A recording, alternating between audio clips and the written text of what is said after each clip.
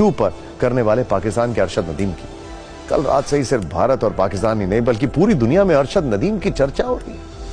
मतलब आप अंदाजा लगाइए, पहला थ्रो फाउल, सिर झुका हुआ, कोच के पास जाते हैं, लगा कि ये कैसा थ्रो करेगा, और दूसरा थ्रो अरशद नदीम ने 92.97 मीटर की दूरी तक भाला फेंककर पाकिस्तान को गोल्ड मेडल जिता दिया।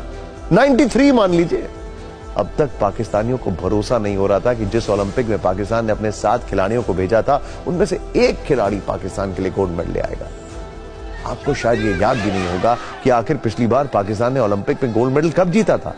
ये वो पाकिस्तान है जिसके खिलाड़ियों की चर्चा कम बल्कि उसके आतंकियों की चर्चा ज्यादा होती है। आए दिन यही सुनने को मिलता है कि पाकिस्तान के किसी न किसी आतंकी को ग्लोबल टेररिस्ट घोषित कर दिया गया है। और ऐसे में जब पाकिस्तान के 24 करोड़ से ज्यादा लोगों के लिए ओलंपिक का गोल्ड मेडल एक दूर का सपना था, अरशद नदीम ने उस सपने को हकीकत में बदल दिया।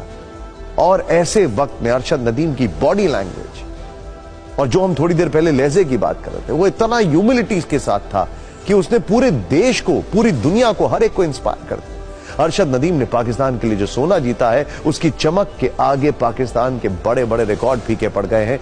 लेकिन अरशद के लिए यहां तक का सफर आसान नहीं था।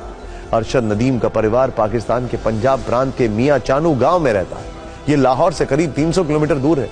लेकिन इस गांव की हालत आप देखेंगे तो आप यही कहेंगे कि यहां से निकलकर देश के लिए गोल्ड मेडल जीतना आसान नहीं। बेहद गरीबी, गुर्बत में उनका बचपन बीता। वो 7 भाई बहनों में तीसरे नंबर के हैं। उनके पिता महमूद अशरफ मजदूरी करते थे। आर्थिक तंगी के चलते अरशद नदीम शुरुआती दिनों में बांस के भाले से प्रैक्टिस करते थे।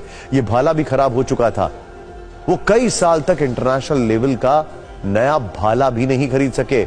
गांव के लोगों ने नदीम की ट्रेनिंग के लिए पैसे इकट्ठे किए और इस वीडियो में आप अरशद नदीम के गांव की बदहाली भी देख सकते हैं। इसीलिए अरशद नदीम की उपलब्धि का श्रेय पाकिस्तान की सत्ता और वहां की व्यवस्था को तो बिल्कुल भी नहीं दिया जाता। हालांकि यह अलग बात है कि जैसे ही वो जीते तो एक वीडियो वायरल हो रहा है। कोई पाकिस्तान के पीएम के बगल में कोई मक्खन लगाने वाले साहब खड़े हैं, वो कह रहे हैं कि आप ही की वजह से हुआ है, या आप ही की वजह से हुआ है, और पाकिस्तान के पीएम टीवी देखते हुए बड़े प्रफुल्लित हो रहे हैं। खैर, आर्थिक मुश्किलों और सुविधाओं की कमी के बावजूद नदीम ने अपने सफर को धार दी, ओलंपिक में गोल्ड जीता।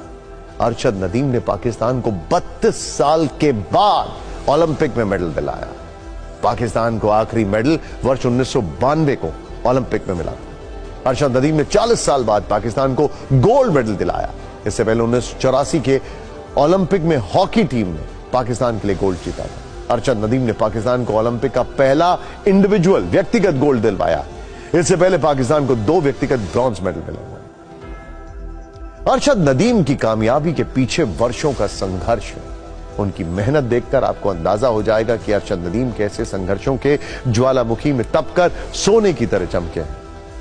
शायद आपको यह पता नहीं होगा कि ओलंपिक में गोल्ड जीतने वाले अरशद नदीम के पिता एक राज मिस्त्री हैं। मियां चानू गांव में रहने वाले अरशद नदीम को एक वक्त में उनके गांव वालों ने चंदा और पैसे जोड़कर खेलने के लिए प्रोत्साहित किया। जिस अरशद ने कल ओलंपिक में गोल्ड मेडल पर अपना भाला फेंका, वो ओलंपिक शुरू होने से महज 4 महीने पहले तक नए भाले के लिए संघर्ष करते रहे। 4 महीने पहले तक अरशद टूटे हुए भाले से ट्रेनिंग करते थे। तब वो अपने 8 साल पुराने भाले से ही अभ्यास कर रहे थे और उस वक्त उनकी परेशानी सुनकर खुद नीरज चोपड़ा ने अरशद की मदद की अपील की थी। और अरशद नदीम पाकिस्तान के उन एथलीट्स में भी हैं जिनके पास कोई स्पॉन्सर नहीं था, क्योंकि पाकिस्तान में स्पॉन्सर एथलीट्स को नहीं, आतंकियों को मिलते हैं। ऐसे में पाकिस्तान के हुक्मरानों को हम आईना दिखाना चाहते हैं। अरशद नदीम की जीत का गोल्डन संदेश यह है कि आतंकी पालने से सम्मान नहीं मिलता, बल्कि अरशद नदीम जैसे खिलाड़ियों से देश का मान बढ़ता है। लेकिन आयरनी जानते हैं, वो आतंकी पालते हैं। ऐसे लोग तो खुद ब खुद वहां पर निकल के सामने आ जाते हैं। इसीलिए हम कह रहे हैं कि पाकिस्तान को अरशद नदीम जैसे लोग और ज्यादा चाहिए। जिस दिन ऐसा हो गया उस दिन पाकिस्तान की हालत सुधर जाएगी।